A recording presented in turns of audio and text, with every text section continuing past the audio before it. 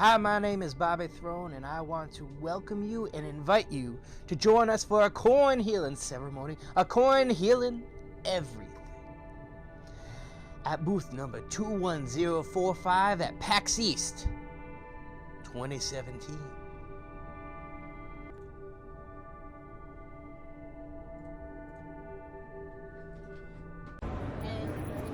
So it's Aaron here at PAX East 2017. I'm talking with Will Brierly of SnowRunner. We're talking about Bobby Throne. Tell me about, is it Bobby Throne or Bobby Throne Ministries? Which one is it? So Bobby Throne Ministries is like the streaming, the show around it. And then the video game is actually going to be called Bobby Throne Saves the World.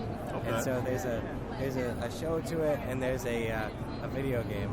And they're, like, from the live streams we'll be doing with Bobby, a lot of the content in the game is going to come out from that. So the sermons and things like that are real ones that happen. So if you don't want to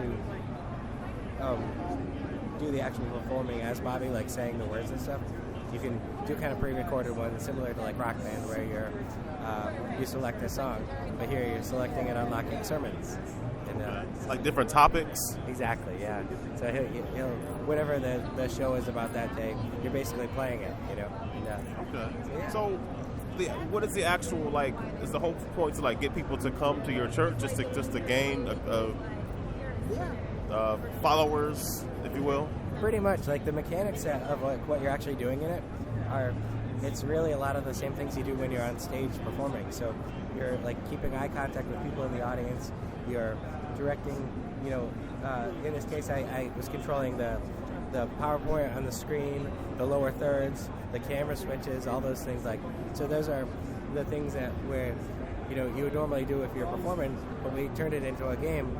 So it actually, say if you're doing it in VR or not VR, it exports it as like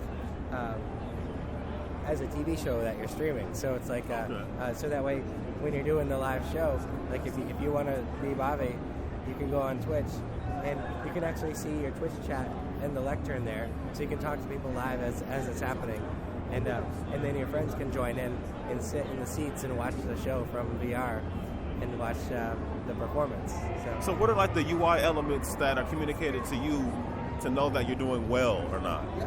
So in the headset, there's a ton of more stuff that I can see that isn't shown out, which makes it more like a neat show that you can watch, you know.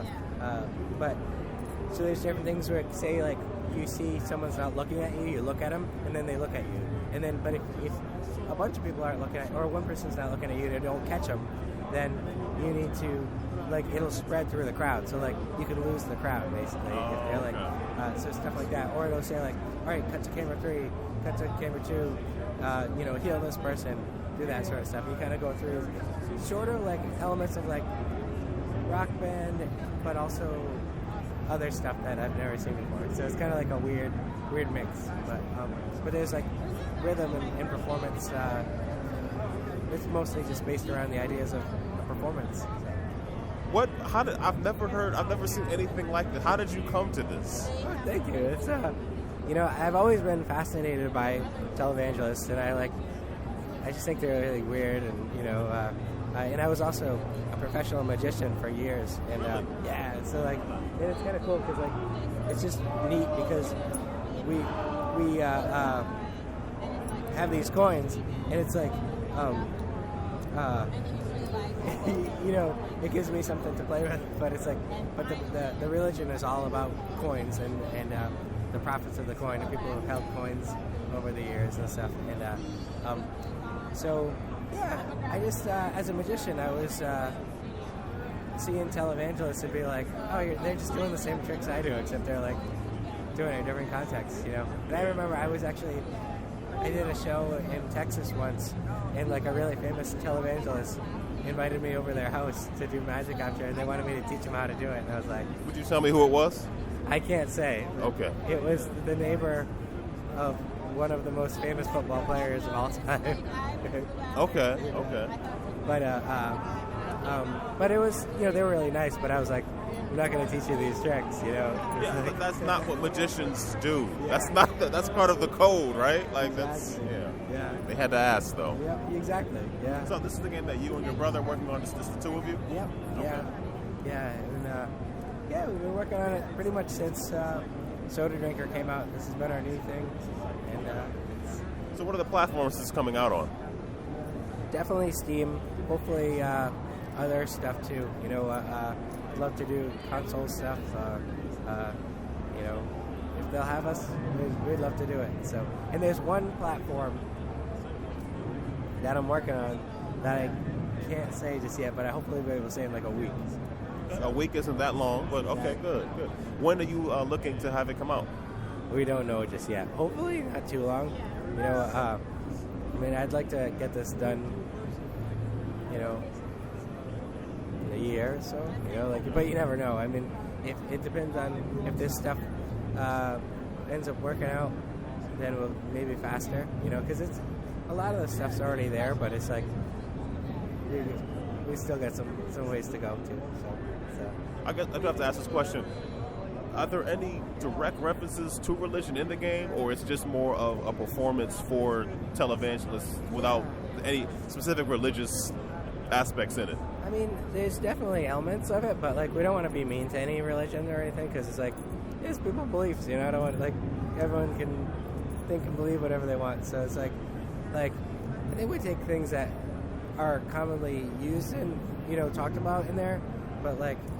You know, we don't target anyone specific, and it's all in like a lighthearted sort of way of the religion that we're doing, but also,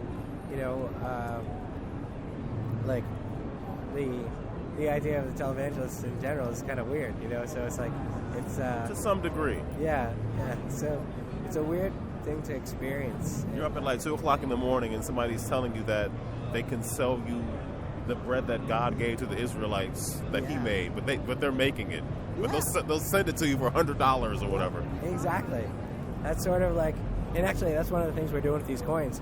Is on the website when people sign up, they can like receive a coin in the mail, and then we'll send them weird letters, and we just go back and forth, like very similar to like how the televangelists do it for real. And but we want to kind of mix the game with the real world and make it even weirder. It's like people are often far too open to suggestion. Are you making it kind of clear that it is a game and it's not real and people aren't really going to be? Oh yeah. Like 2 years from now, your brother could be leading, at the Astrodome. I don't know. Exactly. By accident. Yeah. Well, it's definitely something worth thinking about. And one of the bigger ideas behind this is sort of to teach people how this stuff works, so it won't work. So it's like it's kind of like teaching someone a magic trick when they can still appreciate it, but there's certain aspects of the trick that won't work. So it's kind of like, we are, making like a thing that people could potentially, believe in or whatever. Hopefully not. Exactly. But we're being very, thoughtful of like whatever those messages are, because I just want, because in case it is that, like, I don't want to be like preaching like some hateful thing or something, so it's like but it's a weird thing that we're teaching, and it's but in the end it's teaching how to